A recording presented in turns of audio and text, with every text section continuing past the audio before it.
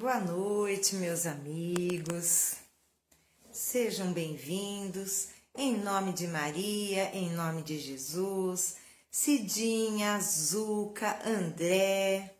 Que alegria estarmos mais uma vez reunidos para falarmos, para passarmos uma mensagem do Espiritismo. Para aqueles que, porventura, forem entrando e não me conhecerem, meu nome é Vânia e eu estou aqui representando a Casa Espírita Maria de Nazaré, localizada no município de Poá, São Paulo. Eu gostaria de dar uns recados antes de iniciarmos a nossa live. E o primeiro deles é que no próximo sábado, dia 10 de setembro, a partir das 14 horas, nós teremos uma sessão de psicografia em nossa casa com o médium psicógrafo Henrique Botaro. Quem quiser participar e puder trazer 1 quilo de alimento não perecível, que será destinado às famílias cadastradas em nossa casa. E uma outra questão é que como essa sessão de psicografia vai acontecer no segundo sábado, a nossa arrecadação da campanha de Fraternidade Alta de Souza, que ela tradicionalmente acontece no segundo sábado, ela será adiada para o terceiro sábado deste mês. Portanto, vai ficar a arrecadação para o dia 17 de setembro. Bem-vinda, Beth, um abraço. E os outros recados que nós sempre enfatizamos são as atividades em nossa casa. Todos os dias da semana temos atividade. No domingo às 9, palestra com passe, água fluidificada às 9 horas da manhã. Na segunda-feira às 19h30, assistência espiritual com palestra e passe. Na terça-feira às 19 horas, estudo do Livro dos Espíritos. Quarta-feira às 20 horas, palestra e passe. Quinta-feira às 15 horas, estudo de obras doutrinárias. Quinta-feira temos 2 atividades. À noite, às 19 horas, temos a apometria. O que é a apometria? É um tratamento de cura. Mas para poder participar do tratamento apométrico, é necessário antes agendar pelo nosso WhatsApp. O nosso WhatsApp é o 96300 4552, repetindo, 96300 4552. Na sexta-feira, nós também temos palestra e passe, mas é uma palestra que trata exclusivamente do livro Evangelho segundo o Espiritismo. Então, sempre um tema desta obra doutrinária tão importante. Já no sábado, embora haja uma atividade presencial, esta não é aberta ao público, porque se trata de um curso e só participam aqueles que estão inscritos, matriculados, mas ainda há tempo. Quem desejar inscrever-se para o curso Aprendiz do Evangelho, que é de sábado, todo sábado, das 16 às 17h30, pode entrar em contato conosco pelo WhatsApp, ok? E quanto às atividades virtuais, nós estamos tendo uma delas, que é a live. A live acontece de segunda a sexta pela página do nosso Facebook, toda vez às 18 horas. Temos uma equipe que representa a Casa Espírita, levando o Espiritismo até você. Então, na segunda-feira sou eu, Vânia, terça-feira Rubens, quarta-feira Ezequiel, quinta-feira é o Carlos e na sexta-feira eu volto, fazendo parceria com o João Firmino, que se encarrega de comentar um texto do livro Fonte Viva. Meus amigos, esses são então os recados. Além das lives, claro, nós temos o curso básico de Espiritismo pela plataforma Google Meet, que acontece toda terça, das 19 às 20. Quer saber mais? Quer se inscrever? Basta entrar em contato pelo nosso WhatsApp. Pelo nosso WhatsApp também é possível obter informações para participar do nosso Evangelho online, que acontece todo último domingo de cada mês, sempre às 16 horas. Então, meus amigos, vamos unir neste momento os nossos melhores pensamentos, sentimentos, para juntos fazermos uma prece. E tenhamos a certeza, quando vários corações se unem num único propósito, num único ideal superior, esta prece, ela consegue chegar a instâncias mais altas e sublimes. Então, vamos fazer a nossa prece? A prece que Jesus nos ensinou. Fechemos os nossos olhos. Pai nosso que estais nos céus, santificado seja o vosso nome. Venha a nós o vosso reino, seja feita a vossa vontade, assim na terra como no céu. O pão nosso de cada dia nos dai hoje. Perdoai as nossas ofensas, assim como nós perdoamos a quem nos tem ofendido. Não nos deixeis cair em tentação, mas livrai-nos, Senhor, de todo o mal. Que assim seja. Graças a Deus, graças a Jesus. Então, iniciemos hoje, porque nós temos 3 obras para abordar. Então, a primeira delas é Caminho, Verdade e Vida, ditada pelo Espírito Emmanuel ao nosso querido Chico. A lição é a de número 28, cujo título é Escritores. Guardai-vos dos escribas, que gostam de andar com vestes compridas. Jesus, Marcos, capítulo 12, versículo 38. As letras do mundo sempre estiveram cheias de escribas, que gostam de andar com vestes compridas. Jesus referia-se não só aos intelectuais ambiciosos, mas também aos escritores excêntricos que, a pretexto de novidade, envenenam os espíritos com as suas concepções doentias, oriundas da excessiva preocupação de originalidade. É preciso fugir aos que matam a vida simples.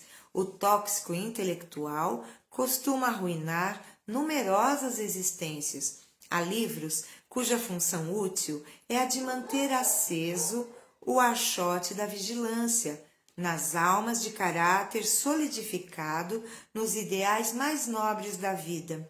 Ainda agora, quando atravessamos tempos perturbados e difíceis para o homem, o mercado de ideias apresenta-se repleto de artigos deteriorados, pedindo a intervenção dos postos de higiene espiritual.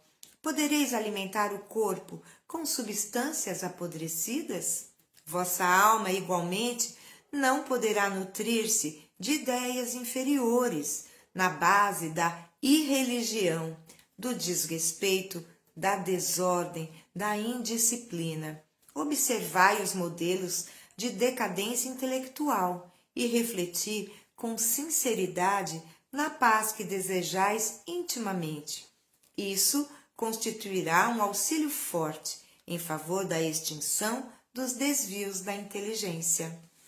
Eu quero cumprimentar a Marilda, Nelson, e eu estou vendo a Samanta lá em cima. Bem-vindo a todos, um abraço fraternal. Então, hoje nós vamos comentar sobre este versículo de Jesus em que ele fala guardai-vos, ou seja, cautelai-vos, tomem cuidado, prestem atenção aos escribas que gostam de andar com vestes compridas, não é? Então, eles eram admirados pelo seu saber, então gostam de andar com roupas talares, vestes compridas. Então, que eles tinham a consideração, o respeito da sociedade.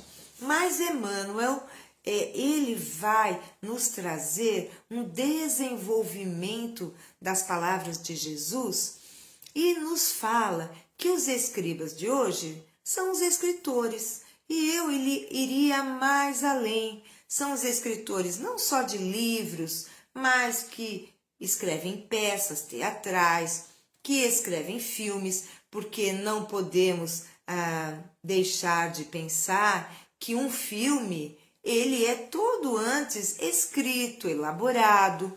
Então, o que Emmanuel nos pede é cautela sobre essas questões, filmes, cinemas, peças teatrais, enfim, a arte, o que é escrito por intelectuais que, a pretexto de serem originais, trazem-nos ideias descabidas, ideias decadentes, imorais. Então, nós precisamos saber realmente separar o joio do trigo. Então, uma boa obra é aquela, como diz assim aqui, que há livros cuja função útil é de manter aceso o archote da vigilância nas almas de caráter solidificado nos ideais mais nobres da vida. Então, o livro que nos impulsiona a buscar a luz, ao entendimento fraterno, a querermos ser úteis, a servirmos no ideal do bem, esta é uma boa obra. Mas aquela obra que traz para todos nós uma inversão dos valores que deveremos primar por continuar com esses ideais. Então, essas obras que invertem os valores estão aqui, nas palavras de Jesus: guardai-vos dos escribas. Quantos filmes passam que não nos trazem nenhuma mensagem edificante? A violência, a morte, enfim, cenas impróprias que chocam, mas infelizmente são esses filmes que chamam mais a atenção da grande massa. Mas eu gostaria de aproveitar o momento para divulgar um filme que está passando nos cinemas, que é O Predestinado, que vai nos falar daquele médium extraordinário, José Arigó, que nasceu no estado de Minas. Ele trabalhou por 20 anos na mediunidade de cura. Então, é um filme que vale a pena assistir. Nós, espíritas, precisamos prestigiar também quando esses filmes nos trazem o conhecimento de grandes vultos que usaram a mediunidade para o bem, para aliviar o sofrimento dos nossos irmãos. Então, fica aí a dica. É bem verdade que as cenas, por vezes, eu fechava os olhos, viu, gente? Porque porque ele operava, ele fazia cirurgias de forma muito rápida, mas com canivetes, enfim. Então, é algo assim que, por vezes, realmente, eu me escondia, assim, fechava os olhos. Mas uma mensagem muito edificante. Vale a pena conferir. Meus amigos, então, depois de falarmos do tema escritores, nós vamos então para o Evangelho segundo o Espiritismo. Esta obra que é um sol em nossas vidas, que nos traz a parte moral do Cristo Jesus. E hoje nós estamos no capítulo 7. Bem-aventurados os pobres de espírito, ou seja, felizes os humildes, não é? E nós vamos falar de uma instrução dos espíritos, o orgulho e a humildade. Meus amigos, a leitura é bastante extensa, não cabe em nosso tempo, né, reduzido aqui na live. Eu vou ler uma parte para que eu tenha base de comentar com vocês, mas sugiro que todos possam ler o item 11 do capítulo 7 do Evangelho segundo o Espiritismo, que vai nos falar desses valores, dessas, como eu diria, aquisições que se contrapõem, né? O orgulho, que já vem conosco e nós precisamos realizar o bom combate, e a humildade. A humildade é, então, uma conquista desejável para o espírito imortal. Então, nós vamos à leitura. Quem nos traz esta mensagem é Lacordaire, Constantina, 1863, portanto, há 159 anos. Que a paz do Senhor esteja convosco, meus queridos amigos. Venho até vós para encorajar-vos a seguir o bom caminho. Aos pobres de espírito que outrora viveram na terra, Deus concede a missão de vir esclarecer-vos. Bendito seja pela graça que nos dá de podermos ajudar o vosso adiantamento. Que o Espírito Santo me ilumine, me ajude a tornar compreensíveis minha palavra e me conceda a graça de pô-la ao alcance de todos. Todos vós, encarnados, que estáis sob a pena e procurais a luz, que a vontade de Deus venha em minha ajuda para fazê-la brilhar aos vossos olhos. A humildade é uma virtude bem esquecida entre vós. Os grandes exemplos que vos foram dados são tão pouco seguidos e, no entanto, sem humildade, podeis ser caridosos para o vosso próximo? Oh, não! Porque esse sentimento nivela os homens, mostra-lhes que são irmãos, que devem ajudar-se mutuamente e os encaminha ao bem. Sem a humildade, enfeitai-vos de virtudes que não possuís, como se vestisseis um hábito para ocultar as deformidades do corpo. Lembrai-vos daquele que vos salva, lembrai-vos da sua humildade, que o fez tão grande e o elevou acima de todos os profetas. O orgulho é o terrível adversário da humanidade. Se o Cristo prometeu o reino dos céus aos mais pobres, foi porque os grandes da terra imaginavam que os títulos e as riquezas eram a recompensa de seus méritos e que a sua essência era mais pura que a do pobre. Acreditavam que essas coisas lhes eram devidas e por isso, quando Deus as retira, acusam-no de injustiça. Ó, irrisão e cegueira!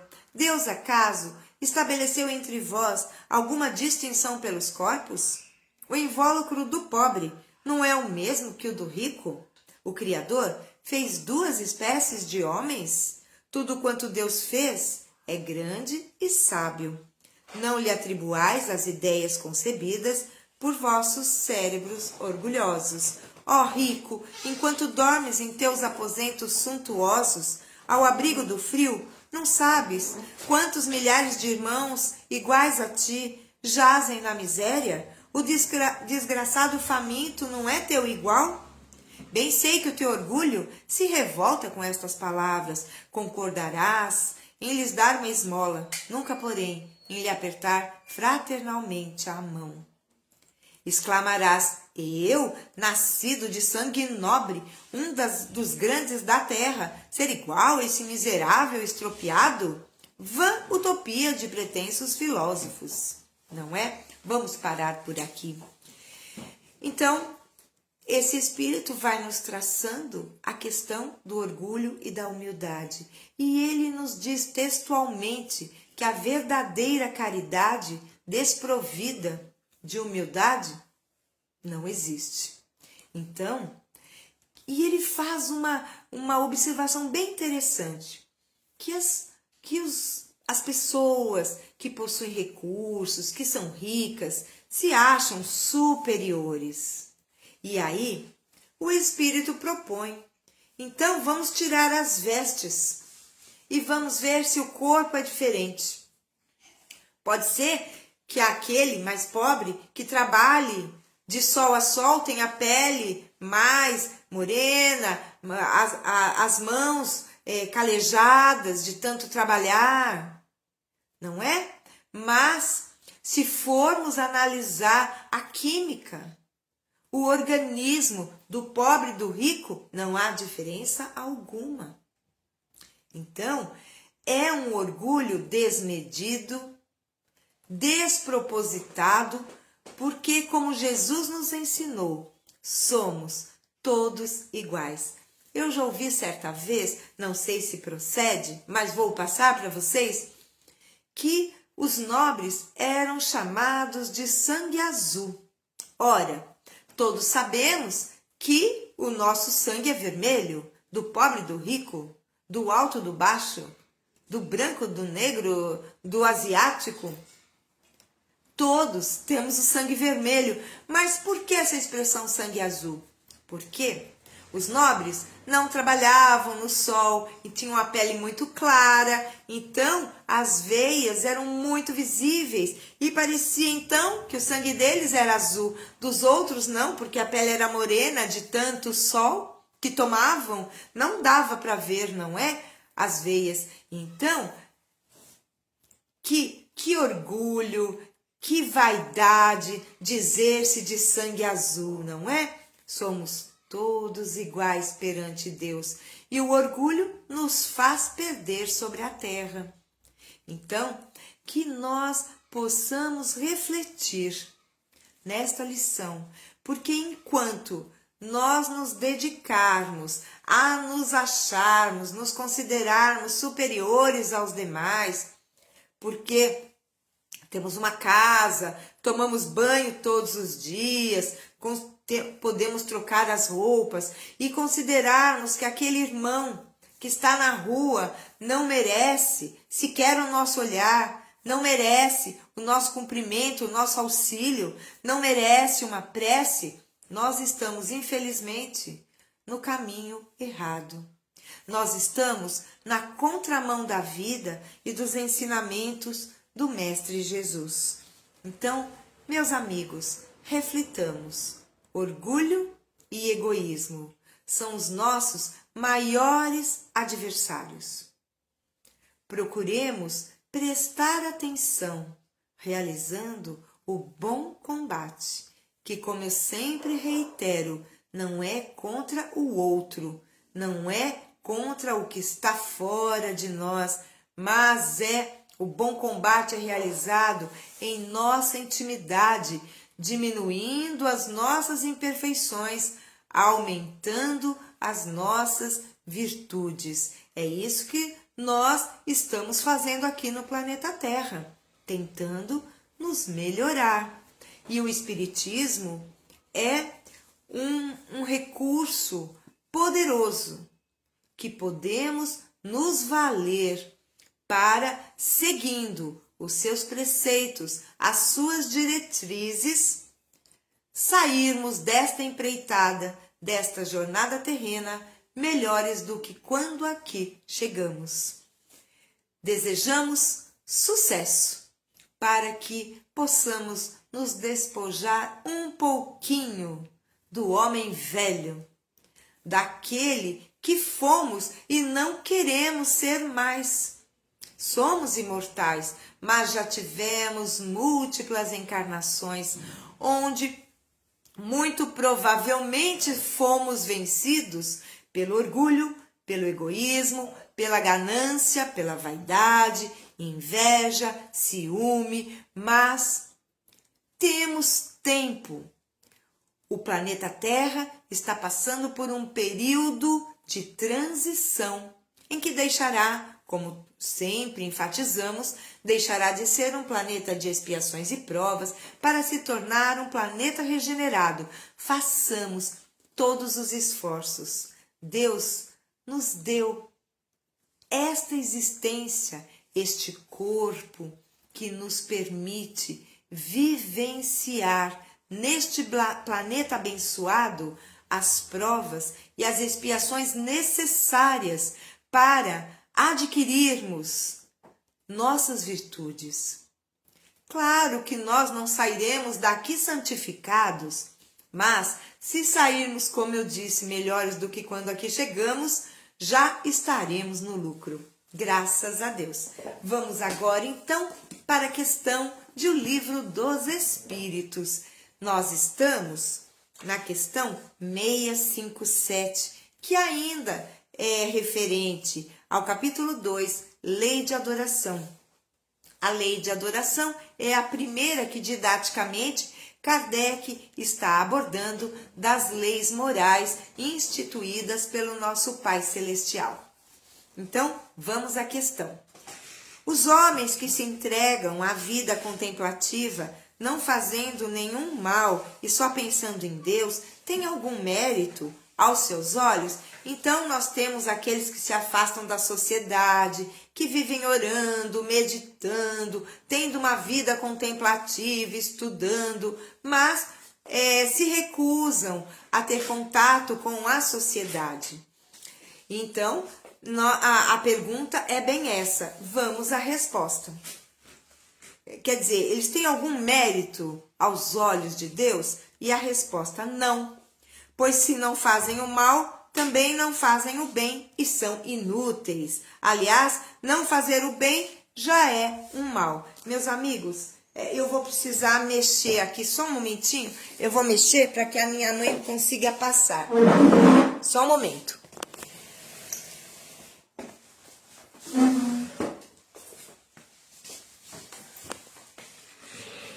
Desculpem, mas lives, né? São ao vivo e a cores, tem dessas coisas. Mas vamos retomar.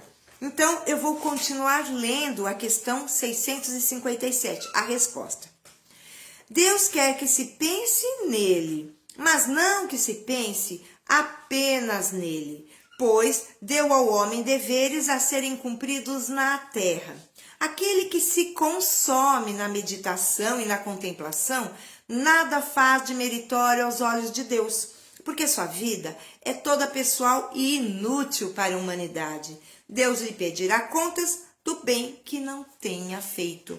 Então veja, quem se dedica a uma vida contemplativa e deixa de ajudar os seus semelhantes está sendo um egoísta. Nós não acabamos de falar do orgulho, da humildade, eu não me referi também ao egoísmo. É querer o bem somente para si, embora quem tem uma vida contemplativa não esteja fazendo mal, não é? Para o seu próximo, os espíritos superiores nos garantem que não fazer o bem já é, porque não está fazendo mal, mas também não está fazendo o bem. Só está pensando unicamente em si. Quem não faz o bem, o mal está fazendo. Porque nós temos inúmeras oportunidades, e eu diria até diárias, de fazermos o bem, de consolarmos alguém que está triste, de auxiliarmos com um bem material, de apertarmos fraternalmente a mão de alguém que passa por um período conturbado, darmos um abraço, um sorriso, uma palavra. Então, há várias maneiras de ajudar, mas se eu me isolo, se eu me torno uma reclusa voluntariamente também estou me entregando a uma ociosidade inútil. A minha vida não tem sentido, porque, bem dizia meu pai, ele nasceu na ex-Iugoslávia e havia a Sociedade Amigos da Iugoslávia, a SAIUG, que hoje é a SADA, né? Chama SADA. Mas a SAIUG, que era a Sociedade Amigos da Iugoslávia, tinha um lema que era o seguinte: aquele que não vive para servir, não serve para viver. Ou seja, qual é a nossa serventia na terra? Se estamos aqui pensando unicamente em nós, queremos estudar, nos tornarmos cultos, sabermos muito, mas na prática, todo esse conhecimento não se reverte na prática sincera da caridade.